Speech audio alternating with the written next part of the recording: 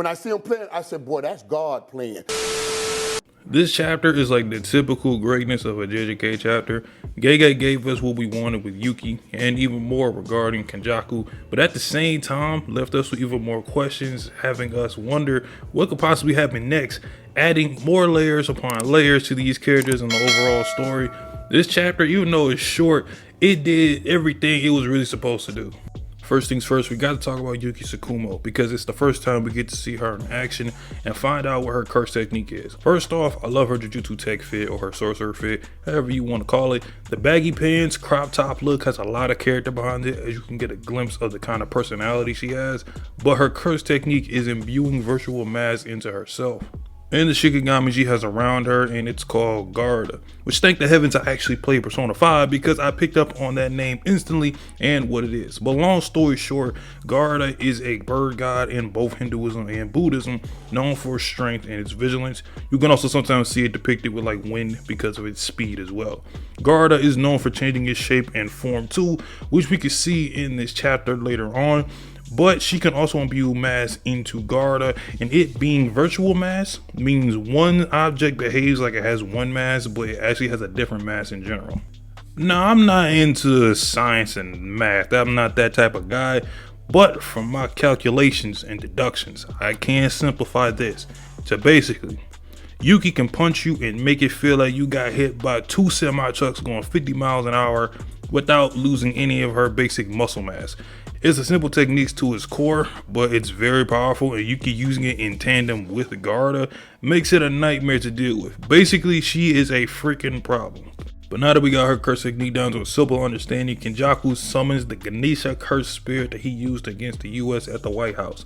And Ganesha is a curse spirit known for removing obstacles, hence why it lifted the soldiers up in the air when they went after Kenjaku.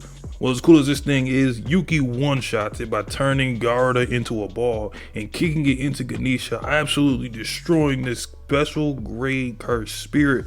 And I need someone to tell Japan to call Yuki and add her to the World Cup team because Ronaldo and Messi ain't got nothing on her right now. We even figured out Yuki's type of man too, and she likes hard-working muddy men. And she says this as Choso falls into the tomb's abyss or wherever he went, probably to a different layer of the tomb. Yuki's curse technique was even a surprise to Kenjaku, and I've never seen Kenjaku so caught off guard up until now.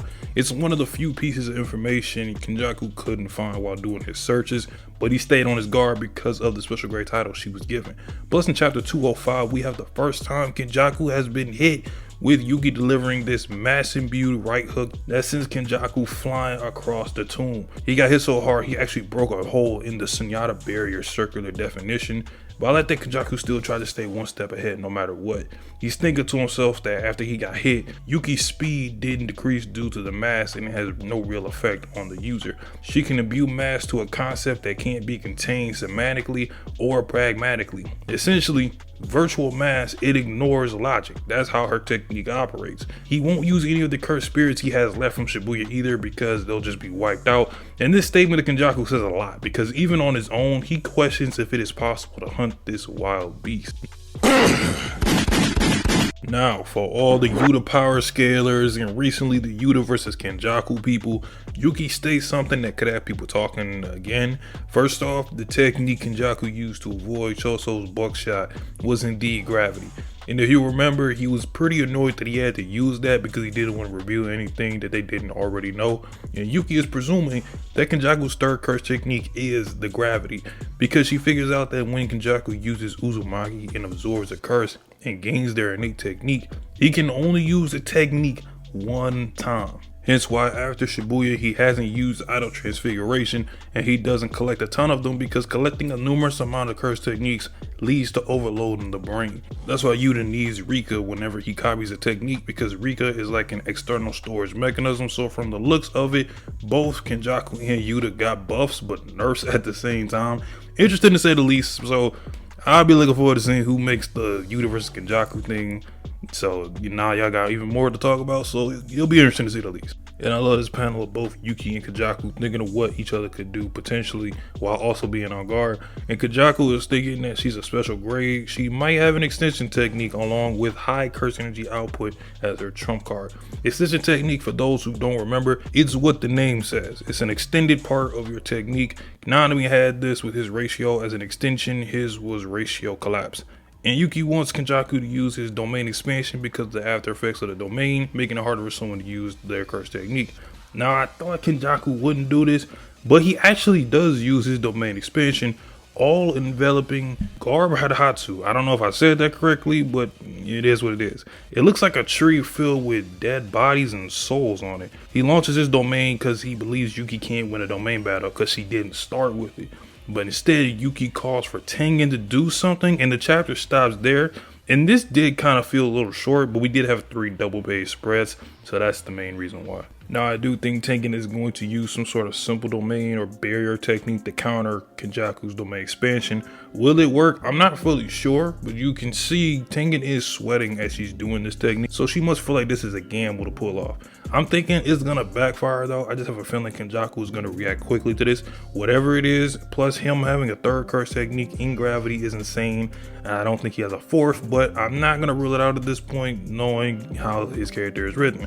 But Yuki's curse technique, I'm a fan of it, and it fits what we know about her because I compare this situation to Todo, as Todo's curse technique is extremely simple, yet the way he creatively uses it makes the technique even more dangerous than you think it is.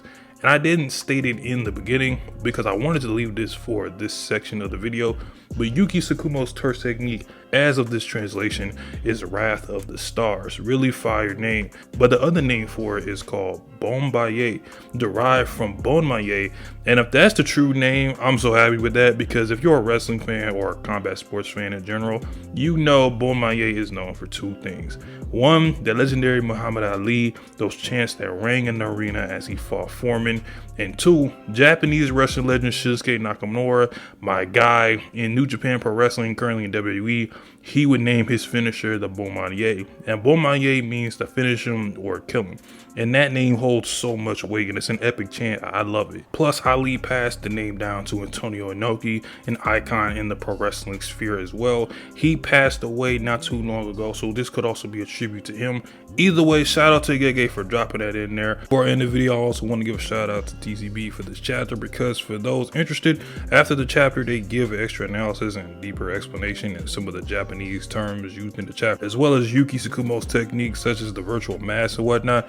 So if you're interested in all that, go ahead and check them out in their Twitter link in their bio. They got all that stuff in there. But that's all. I hope y'all enjoy. Hit that like button and subscribe. I'll let y'all on the next one.